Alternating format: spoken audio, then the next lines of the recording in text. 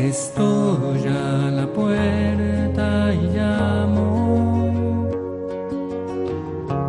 esperando a que me abras. Ábreme que quiero entrar, que estoy a la puerta y llamo.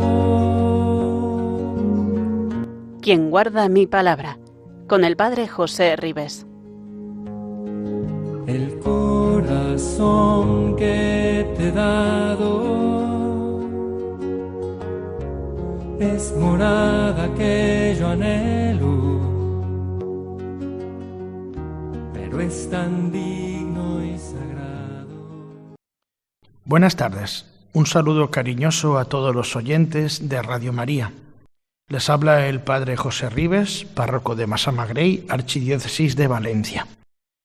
En el programa anterior nos quedábamos en esa terrible acusación que los fariseos le hacían sobre Jesús, afirmando que todo lo que él hacía y enseñaba era obra de Belcebú.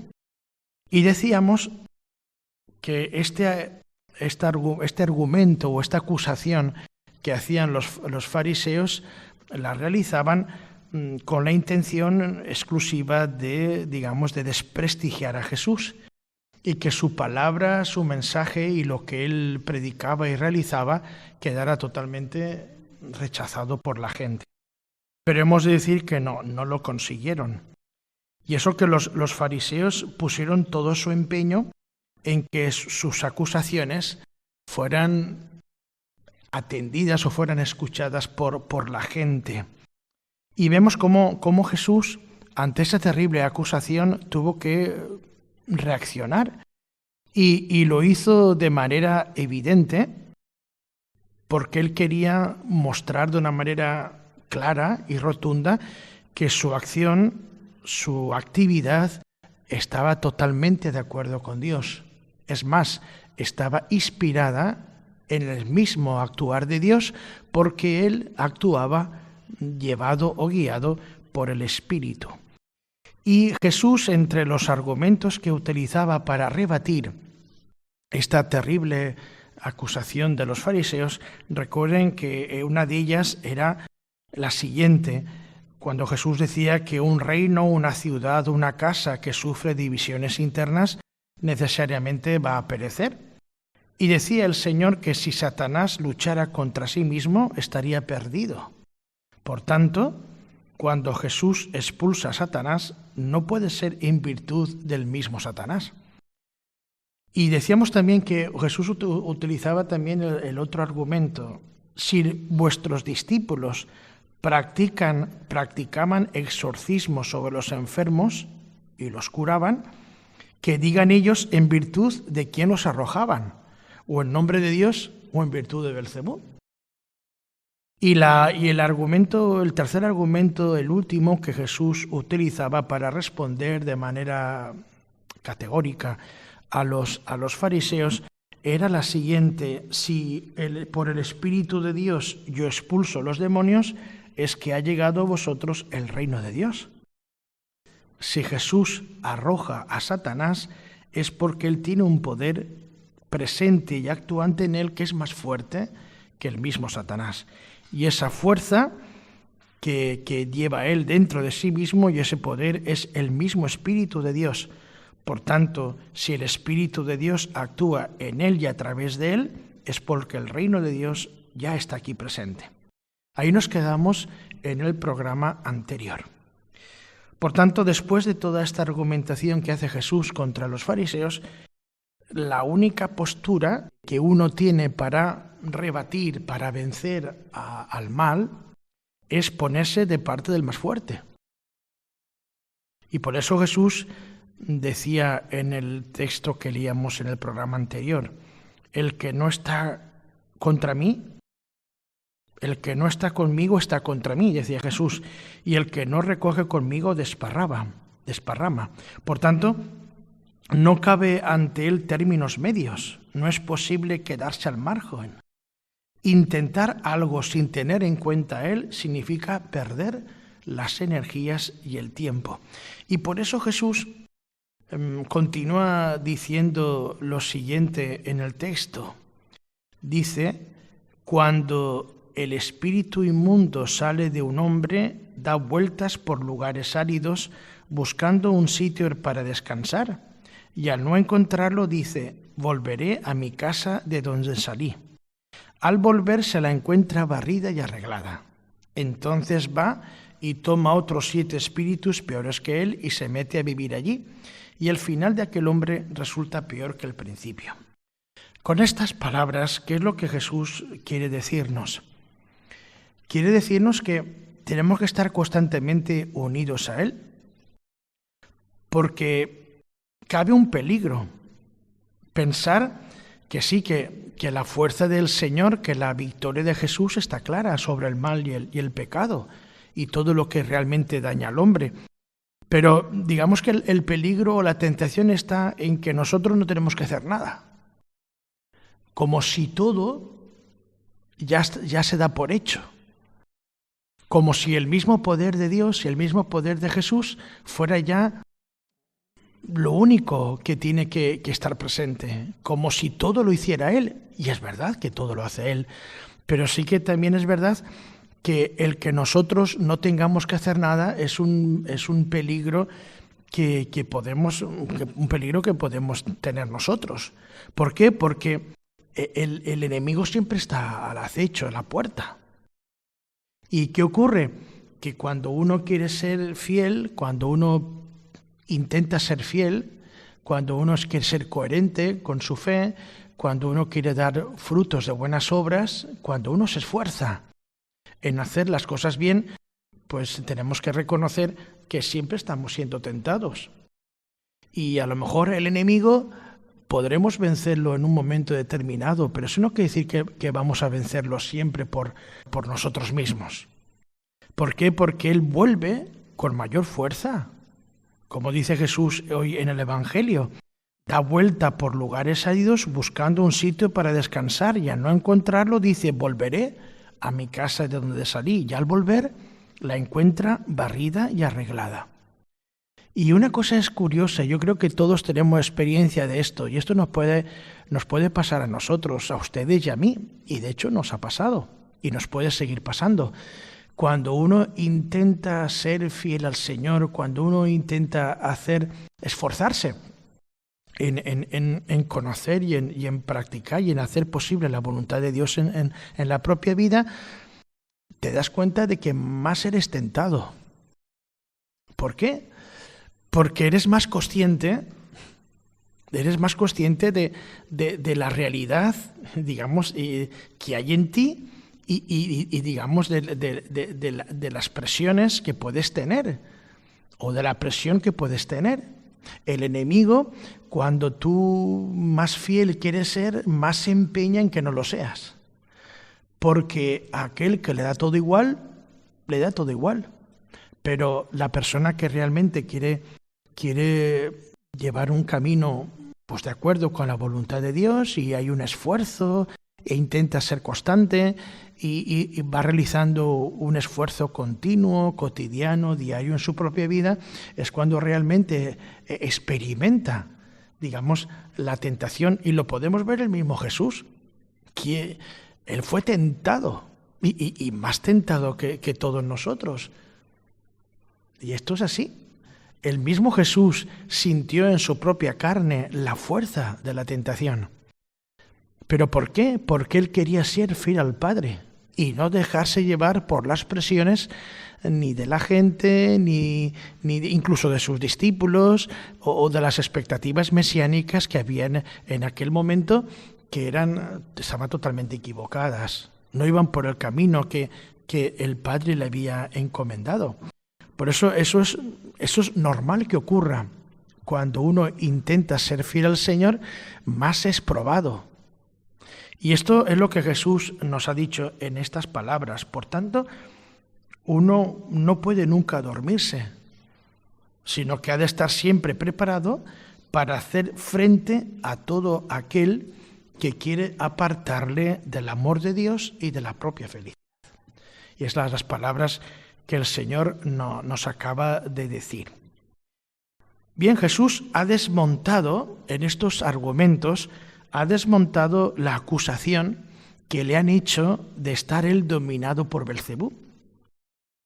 Y ahora Jesús debe responder a la otra tentación, pero la vamos a ver después porque ahora el evangelista inmediatamente introduce la intervención de una mujer del pueblo que aparentemente está entusiasmada por la forma tan imaginativa y tan bella que tiene Jesús de enseñar.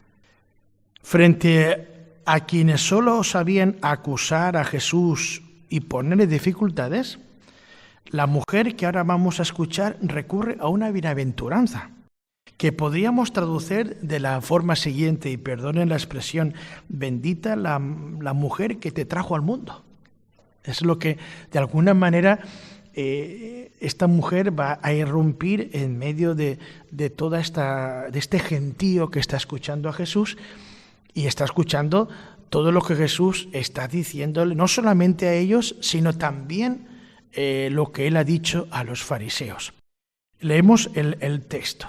Dice Lucas, mientras él hablaba estas cosas, todo lo que Jesús había dicho respecto a los fariseos, aconteció que una mujer de entre el gentío, levantando la voz, le dijo: Bienaventurado el vientre que te llevó y los pechos que te criaron. Pero él dijo: mejor, bienaventurados los que escuchan la palabra de Dios y la cumplen. De algún modo, esta mujer está diciendo eso: bendita la mujer que te dio a luz, bendita la mujer que te trajo al mundo. Qué alabanza más bonita le hacen a Jesús y a través de Jesús a su madre. Y sin embargo, y vemos cómo la reacción de Jesús es la misma que cuando le hablaron de su madre y de sus parientes. Recordad, hermanos, en aquel texto donde le dice: mira, tu madre y tus parientes están ahí y te están esperando, te buscan. Y él dijo: pues, ¿quiénes son mi madre y mis hermanos? Los que escuchan la palabra de Dios, ese es mi hermano, mi madre, etc. Pues Jesús ha respondido también con la misma respuesta. Bienaventurados los que escuchan la palabra de Dios y la cumplen. ¿Por qué responde Jesús de esta manera? Porque la felicidad, el bien, depende en escuchar la palabra de Dios y ponerla en práctica. Esa ha de ser, digamos, la meta y el camino de todo discípulo de Jesús. El camino que te conduce a la felicidad, a la salvación, al bienestar integral, total de tu persona. La felicidad depende de escuchar la palabra de Dios y ponerla en práctica. Y es lo que Jesús acaba de contestar. Y en cierto modo, esta respuesta completa lo que Jesús había dicho, acuérdense, a María, la hermana de Marta, cuando ella se pone junto a él escuchándole, mientras su hermana Marta se afanaba por realizar tantas cosas. Y Jesús le decía a Marta que lo que ha realizado su hermana es lo mejor. Escucharle a él es la mejor parte. También es verdad que no solamente es escucharle supone también cumplir lo que uno ha escuchado. Y podemos decir que quien realizó plenamente estas bienaventuranzas fue María, la madre de Jesús. El vientre que lo llevó, los pechos que le amamantaron, el corazón que escuchó, meditó y puso en práctica sus palabras. Fue María la que vivió, la que cumplió perfectamente esa bienaventuranza. Y es lo mismo que también su prima le dijo cuando fue a visitarla. Recordemos aquellas palabras con las que Isabel se dirigió a María. Bienaventurada la que ha creído, porque lo que le ha dicho el Señor se cumplirá.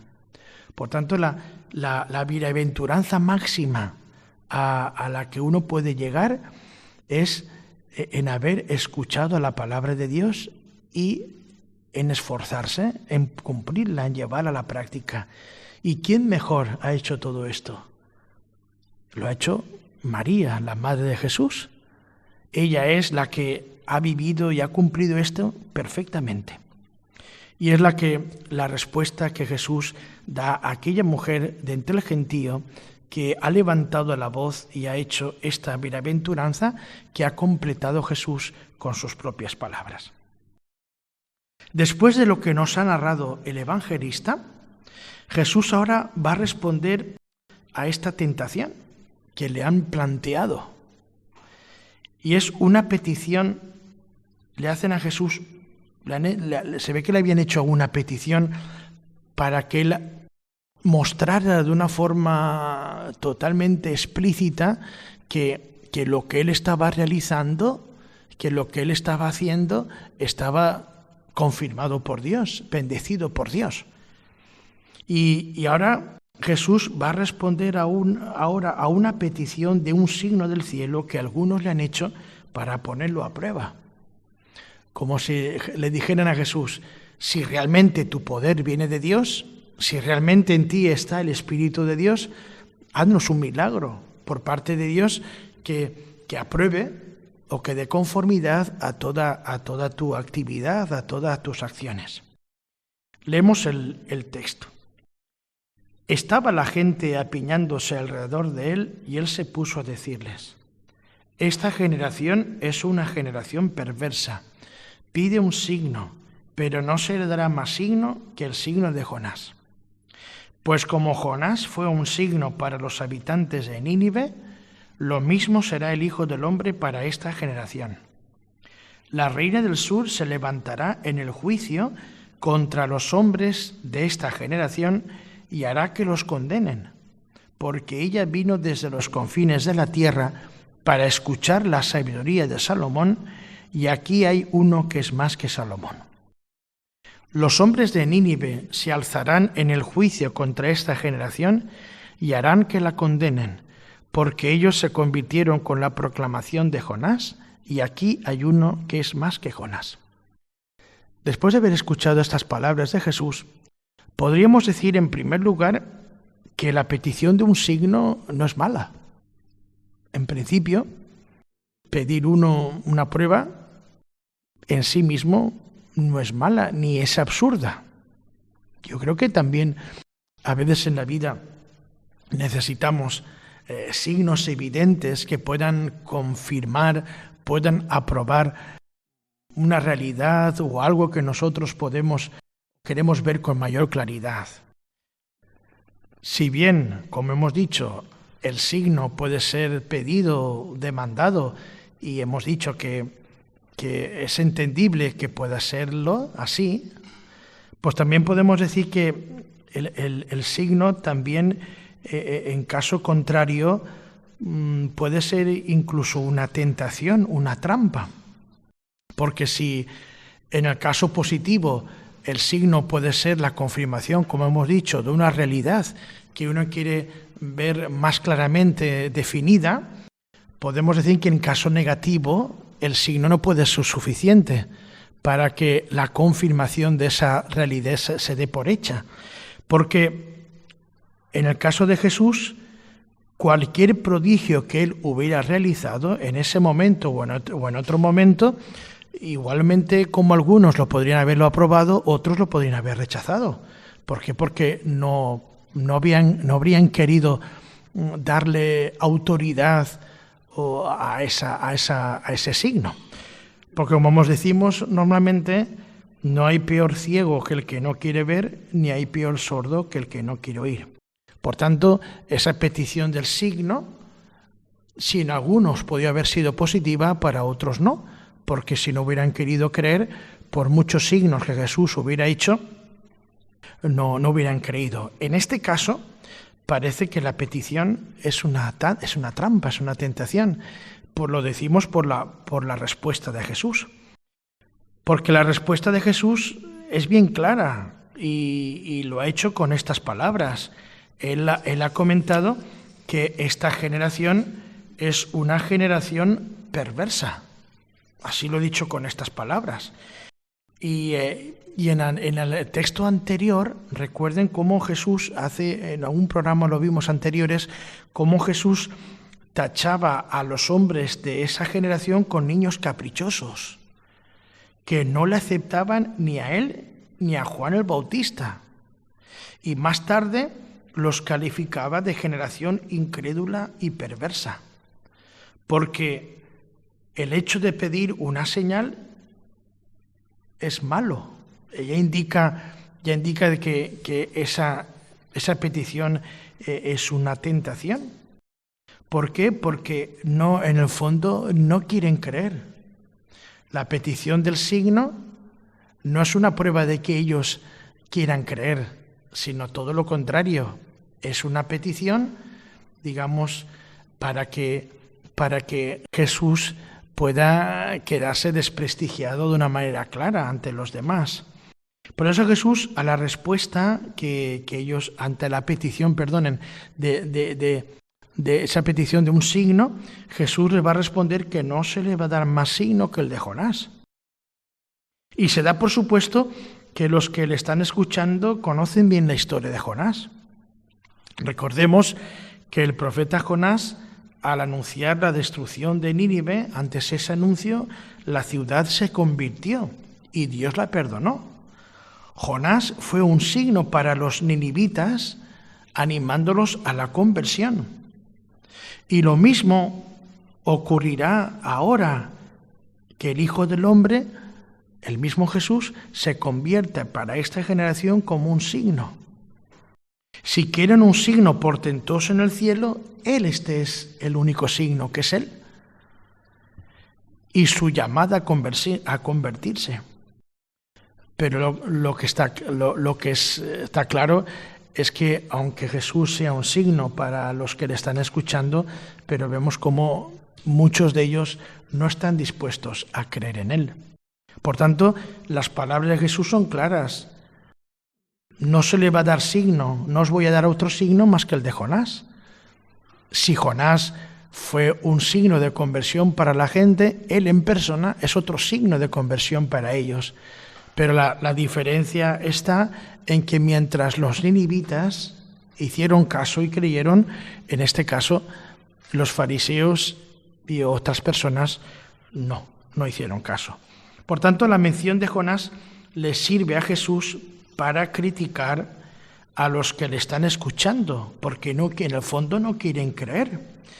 Y por eso, además de recordarles lo de Jonás, también les recuerda el ejemplo de la reina de Saba y de los ninivitas, porque si la primera hizo un largo viaje para escuchar la sabiduría de Salomón, y aquí hay uno más sabio que Salomón, pero al que no están interesados en escuchar, si los ninivitas se convirtieron de su mala vida y de sus malas acciones por la predicación de Jonás, y aquí hay un predicador de la penitencia más importante que Jonás, en este momento aparece ante ellos una oportunidad muy grande de conversión, y sin embargo no van a querer, no van a aceptar esa invitación a la conversión. Aquí hay uno que es más que Salomón y es más sabio que todos, pero sin embargo los fariseos no están dispuestos a escucharlo. Por tanto, las palabras de Jesús pone en evidencia su incredulidad, su resistencia a la fe. Porque si en el caso que Jesús menciona, aquellas personas se convirtieron, ahora estas personas parece que no están dispuestas a escuchar a aquel que se presenta como superior a Salomón y a Jonás. Bueno, pues os recordamos que Radio María se sostiene únicamente con donativos de sus oyentes, y si queremos que ella siga adelante y que podamos seguir escuchando programas como este, necesitamos la ayuda de todos. Por eso ahora vamos a escuchar unas palabras que nos lo recuerdan. Todos recordamos esa escena evangélica en que Jesús, al ver a aquella viuda que ofreció unas pequeñas monedas al templo, señaló a sus discípulos que aquella mujer había echado más que nadie, porque, añadía el Señor, los demás han echado de lo que les sobra, pero ésta, que pasa necesidad, ha echado todo lo que tenía para vivir. El propio Hijo de Dios se nos ha entregado por completo al compartir nuestra vida desde el pesebre a la cruz. También María y José pusieron sus vidas al servicio incondicional de Jesús. ¿Y nosotros qué estamos dispuestos a hacer para prepararnos al nacimiento de Cristo? En Radio María queremos poner nuestro trabajo, ondas y técnica para prolongar la voz de los ángeles que anunciaron el nacimiento del Salvador. Podremos contar con tu ayuda en forma de oración, sacrificio, testimonio apostólico y donativo. Así lo hacéis tantos bienhechores y voluntarios a los que un año más os agradecemos haber dado lo mejor de vosotros mismos, como la viuda del Evangelio. Tú también puedes colaborar. Puedes hacerlo sin moverte de casa, con una simple llamada al 91 822 8010, a través de Bizum con el código 38048 o en nuestra página web www.radiomaria.es, en el apartado Donativos, donde verás los números de cuenta para realizar una transferencia o ingreso bancario. También puedes hacerlo con tarjeta o PayPal. Santo y feliz tiempo de Adviento con José y María en la espera de Jesús. Estamos en el programa de Quien guarda mi palabra de Radio María, la radio de la Virgen, la radio que transforma, que cambia vidas. Después de haber escuchado a Jesús con estas palabras dirigidas a los que le acusaban y a los que querían desprestigiarle, y después de haberse él presentado como superior a Salomón y a Jonás, Jesús sigue dirigiéndose a la multitud con unas palabras difíciles de entender. Vamos a leerlas ahora. Nadie enciende una lámpara y la pone en un lugar oculto o debajo del celemín, sino sobre el candelero, para que los que entran vean la luz. La lámpara del cuerpo es tu ojo. Cuando tu ojo está sano, también todo tu cuerpo está iluminado. Pero cuando está enfermo, también tu cuerpo está a oscuras. Por eso, ten cuidado de que la luz que hay en ti no sea oscuridad. Por tanto, si todo tu cuerpo está iluminado, sin tener parte alguna oscura, estará enteramente iluminado, igual que cuando una lámpara te ilumina con su resplandor. El evangelista coloca estos dichos de Jesús sobre la lámpara y la luz y lo hace en este momento, invitándonos a descubrir en Jesús el signo enviado por Dios y que estemos dispuestos a aceptar sus enseñanzas. Por eso el que acepta a Jesús, el que acepta su palabra, siguiendo estas palabras del evangelista, es como quien es iluminado por el resplandor de una lámpara. Y como consecuencia, todo su cuerpo está iluminado. Por tanto, quien escucha a Jesús y cree en él, queda iluminado bajo su resplandor. Del mismo modo que cuando la luz entra en nosotros, gozamos de su resplandor, nuestro cuerpo, e incluso nuestra mente. Por eso, quien no acepta a Jesús, digamos, queda en la penumbra, queda en la oscuridad. Por tanto, escuchando estas palabras que nos ha dicho el Señor, y podemos aplicarlas a estas dos actitudes que han surgido frente a Jesús. Recordemos, la multitud que lo escucha asombrado y sobre todo esa mujer que lo alaba llena de entusiasmo, diciéndole, recordamos, bendita la mujer que te trajo al mundo, alabando, a la persona de Jesús y por ende a su madre. Por una parte tenemos a estas personas que son capaces de admirarse de todo lo que están viendo y escuchando. Esas personas están en la luz y su vida queda iluminada bajo el resplandor de aquel que es la luz. Pero sin embargo, frente a esta actitud tenemos otra muy distinta, que son aquellos que acusan a Jesús de estar endemoniado y de actuar bajo el dominio o el influjo de Belcebú, e intentan ponerlo a prueba pidiéndole una señal que venga del cielo que confirme que él es quien dice ser. Estas personas andan en la penumbra, andan en la oscuridad. Los primeros, es decir, los que creen, los que son capaces de escuchar, tienen una mirada sencilla que les facilita admirarse de Jesús y entusiasmarse con él. Pero los segundos tienen una mirada retorcida, como podemos decir, como un ojo malo, que los impulsa a condenar y a criticar. Digamos que esta puede ser la explicación para poder entender estas palabras que el evangelista pone en boca de Jesús después de haber dicho todo lo que él ha comentado acerca de la mala actitud que están teniendo los fariseos. A continuación, el evangelista nos traslada a casa de un fariseo. Y el cambio de lugar, el cambio de escenario, nos está diciendo que comienza una nueva sección y que esta sección está formada por unas palabras que va a dirigir Jesús de nuevo a los fariseos y a los escribas. Escuchemos el comienzo de esta parte dirigida a estas personas que, recordamos, ejercían una gran influencia entre la gente. Nos dice el evangelista: cuando Jesús terminó de hablar, un fariseo le rogó que fuese a comer con él. Él entró y se puso a la mesa. Por tanto, nos está diciendo el evangelista que después de todas estas palabras que Jesús ha dirigido hacia los fariseos, digamos que respondiendo de una forma clara y explícita y argumentando realmente quién es Él y digamos,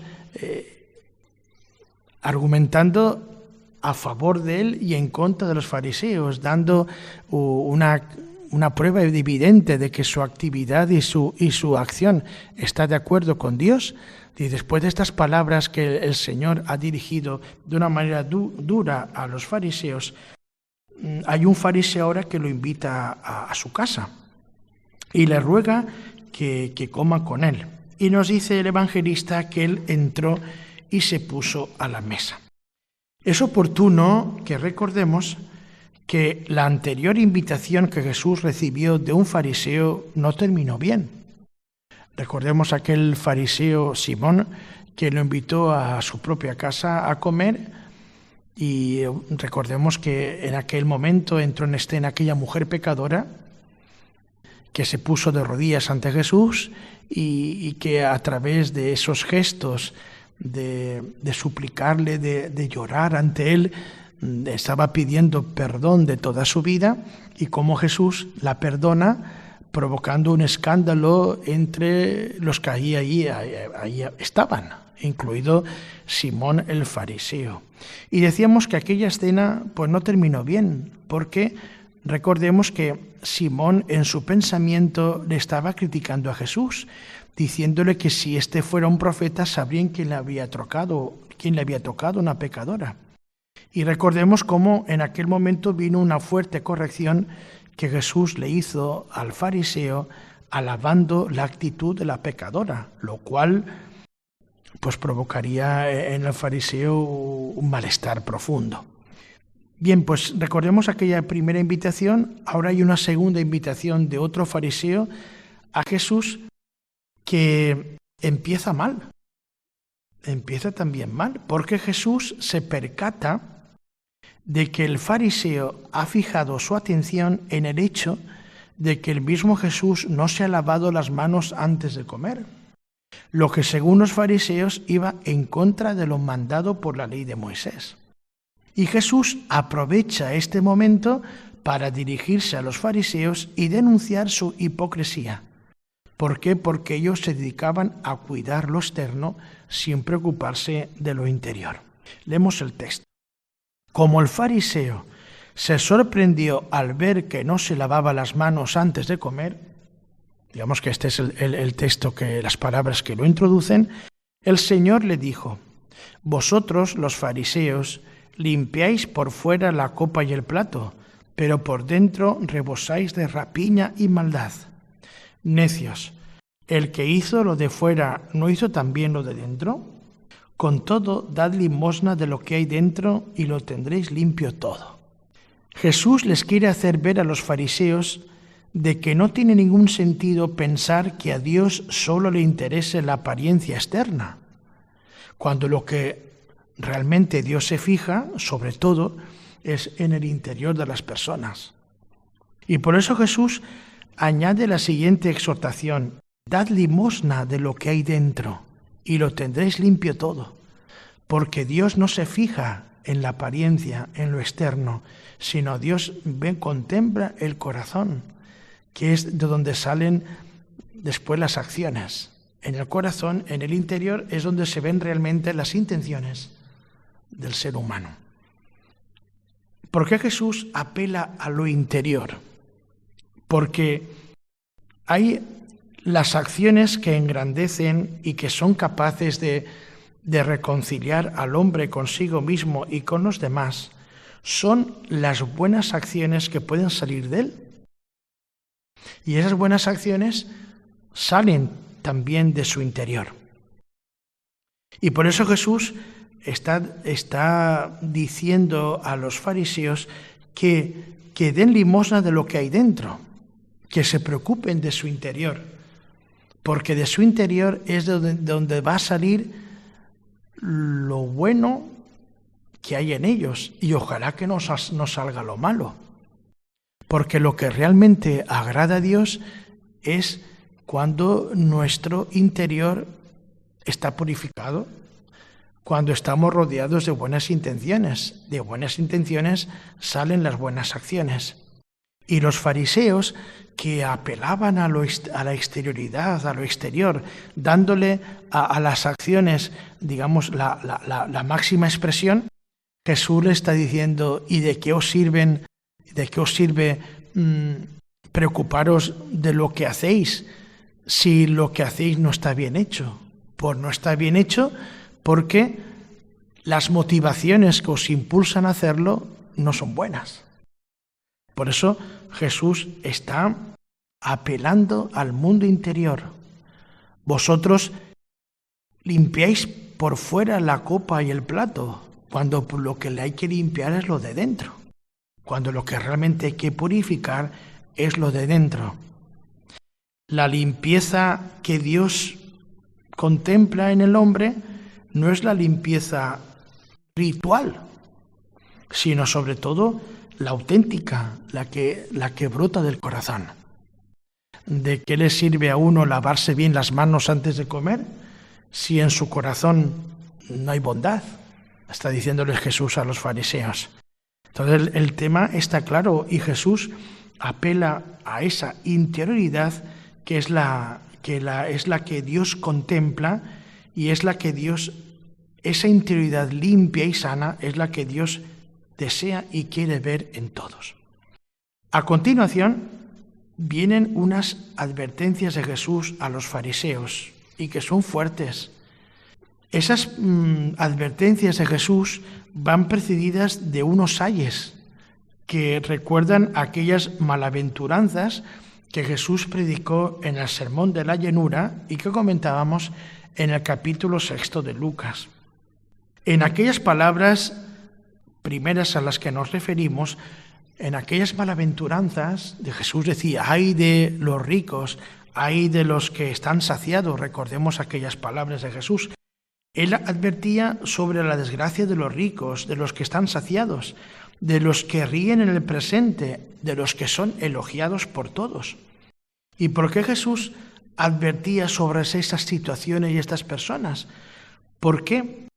Porque el consuelo y la felicidad que ellos buscan no pueden provenir de la riqueza terrena y de la alabanza humana. Uno no puede gloriarse solo por lo que tiene y por lo que es alabado. De lo que uno tiene que gloriarse y de lo que uno tiene que buscar ante todo es que sea alabado sobre todo por Dios, sea uno bendecido por Dios. En aquellas palabras, en aquellas malaventuranzas, Jesús advertía de fundamentar nuestra vida en aquello que no puede hacerlo. Muchas veces fundamentamos nuestra vida en lo que realmente no lo puede hacer. Y Jesús dirigía aquellas palabras duras sobre aquellas actitudes que las personas podemos tener de querer fundamentar nuestra vida en lo que realmente nunca va a poder hacerlo. Y por eso Jesús ahora a los fariseos, en el texto que nos ocupa, va a denunciar las siguientes actitudes, que también nosotros podemos caer en alguna de ellas. Y la primera denuncia de Jesús va dirigida sobre la siguiente hipocresía que padecían los fariseos.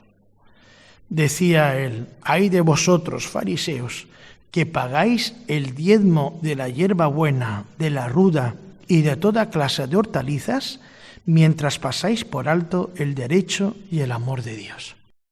Es decir, el primer ay de Jesús, la primera denuncia, estriba en la hipocresía que tenían los fariseos en preocuparse por lo pequeño, por lo nimio, por la minucia, y sin embargo olvidaban lo esencial. Ellos se preocupaban de que la gente pagara el diezmo de todo lo que había que pagar por la hierba buena, por la ruda y por toda clase de hortalizas, pero sin embargo descuidaban lo más importante. Como dice Jesús: os preocupáis de lo pequeño, de lo que no tiene importancia, y sin embargo descuidáis lo más importante ante Dios, que es preocuparos por vivir el derecho y el amor de Dios, y preocuparos de que no solamente los demás lo vivan, sino vosotros también. El segundo ay de Jesús, la segunda denuncia que también hace a los fariseos, es lo siguiente: ay de vosotros, fariseos, que os encantan los asientos de honor en las sinagogas y los saludos en las plazas. Por tanto, esta denuncia también está clara. Y hemos de decir que el fariseo estaba muy orgulloso de sí mismo, muy contento de sí mismo, se sentía satisfecho de lo que él era y de lo que él hacía. ¿Recuerdan aquella parábola del fariseo y del publicano? Señor, la famosa frase del fariseo en el templo, erguido, como él dice: Señor, te doy gracias como soy, porque no soy como los demás. Esa es, digamos, la gran satisfacción del fariseo, que se ve bueno por sí mismo, se ve perfecto y en condiciones de heredar completamente el reino de Dios, y de situarse prácticamente en la santidad máxima, desprestigiando a los demás. Entonces el Jesús denuncia esa misma actitud de los fariseos, ataca su vanidad, que no solamente se expresa en el ámbito de lo religioso, sino en el público. No solamente os gusta estar en los asientos de honor en las sinagogas, sino también os gusta que la gente os salude por la calle, que la gente os tenga presentes, que la gente os alabe, que la gente, digamos, reconozca vuestra dignidad sin igual, etc. Entonces la segunda denuncia está clara. Y la tercera denuncia también es curiosa. Dice Jesús: ay de vosotros que sois como tumbas no señaladas, que la gente pisa sin saberlo. Es muy dura. Si los dos primeros ayes son tremendos, el tercero no es mucho menor. ¿Por qué Jesús habla de esta manera tan fuerte en este tercer ay? Porque considera a los fariseos como un peligro público desde el punto de vista religioso. Cualquiera que entre en contacto con ellos es como si pisase un sepulcro, queda impuro. Porque, fijaros qué comparación hace Jesús. Así como hay sepulcros que no se ven y son pisados por la gente, así también hay corazones que no manifiestan lo que llevan en su interior. Fijaros cómo Jesús habla a los fariseos con esa dureza. Sois como sepulcros que no se ven, pero que están ahí, que la gente pisa sin saberlo. La gente os ve vuestro exterior, pero no conoce lo que hay realmente en vuestro corazón. La gente puede admirarse de una bondad, digamos, exterior que puede haber en vosotros, que no es cierta, pero la gente no es capaz, no ve esa interioridad mala que hay en vosotros. Es decir, que el tercer ay es tremendo. Por eso vemos que ante esos tres ayes de Jesús aparece la reacción de una persona, en este caso de un maestro de la ley, que se siente molesto ante las palabras de Jesús y se queja públicamente porque Jesús está acusándoles. Y por eso dice el evangelista que inmediatamente le replicó un maestro de la ley: Maestro, diciendo eso, nos ofendes también a nosotros. Y Jesús le va a contestar. Y como quiere decir, efectivamente, también lo que os digo a los fariseos, también os lo digo a vosotros, a los maestros de la ley, a los escribas. Y por eso Jesús, ante esa queja pública de este maestro de la ley, le va a responder con otras 3 quejas, esta vez contra ellos.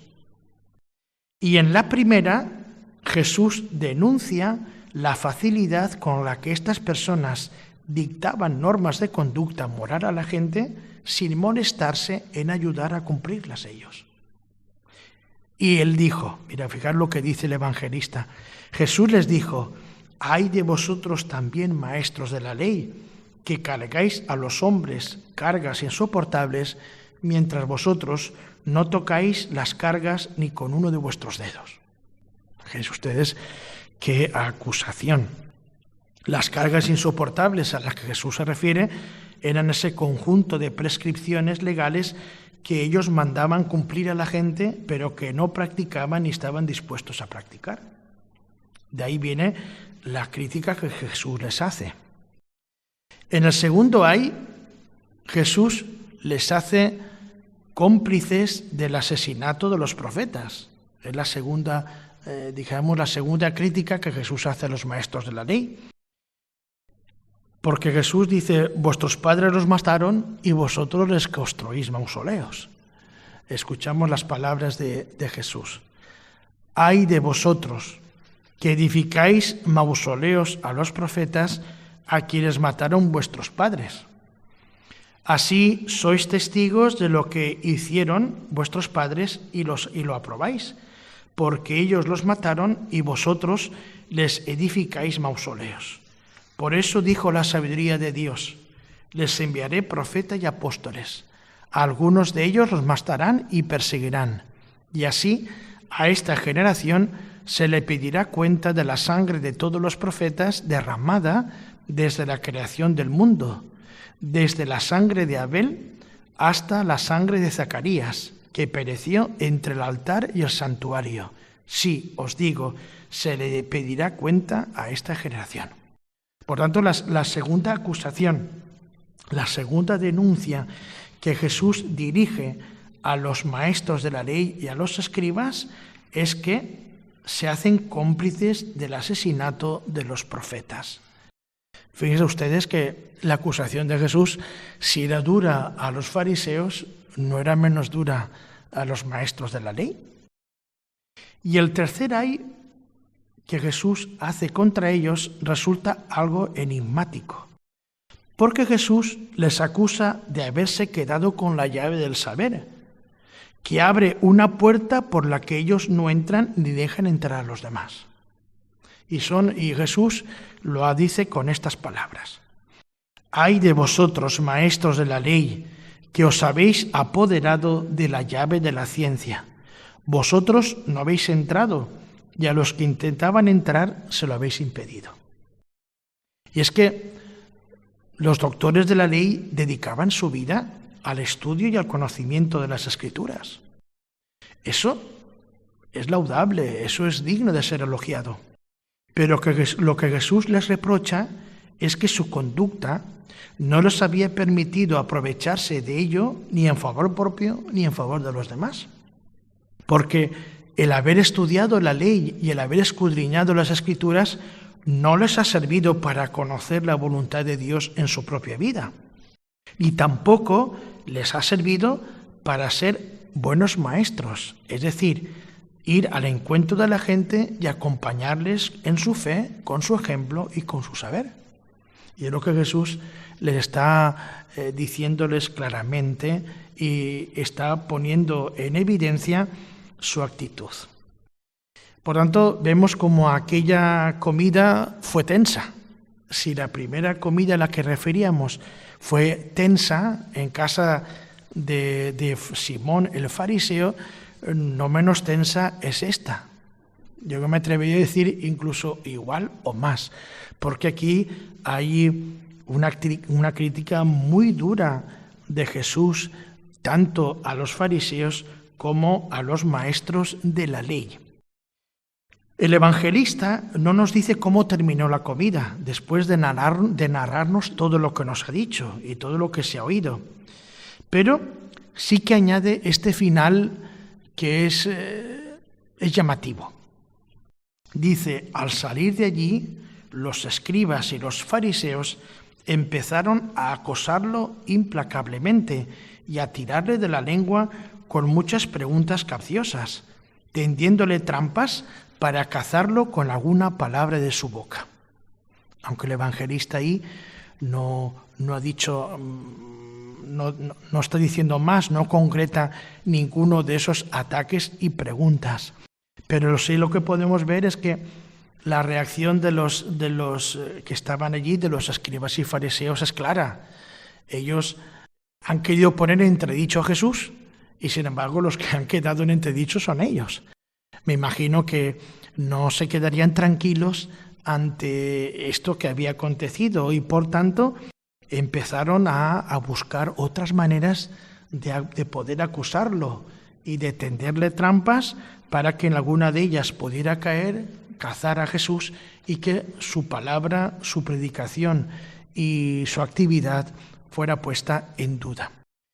Pues hasta aquí el programa de hoy. Hemos visto cómo el programa ha sido intenso en el sentido de que las palabras que el evangelista nos ha dicho, narrándonos, digamos, este discurso de Jesús contra los fariseos y contra los escribas, estas palabras han sido duras. Pero son palabras que nos sirven también a todos, para que no caigamos en la misma tentación que cayeron ellos. Pues hasta aquí el programa de hoy. En el próximo programa seguiremos con estas palabras que Jesús va a seguir dirigiendo ahora a la multitud para que no caigamos en la tentación que cayeron los escribas y los fariseos. Pero eso lo veremos en el próximo programa. Si este programa no lo han podido escuchar en su integridad o quieren escucharlo de nuevo, pueden acudir al podcast de Radio María y si quieren ponerse en contacto con nosotros, hacernos una pregunta o un comentario, puede enviarnos un correo electrónico a quienguardamipalabra@radiomaria.es. Dentro de 15 días nos volvemos a encontrar. Un abrazo fraterno unidos a Cristo y a María.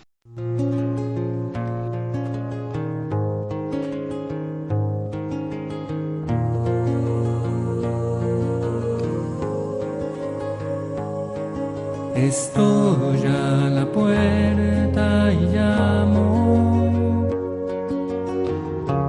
esperando a que me abras. Ábreme que quiero entrar, que estoy a la puerta y llamo. Quien guarda mi palabra, con el Padre José Ribes. El corazón que te he dado es morada que yo anhelo, pero es tan difícil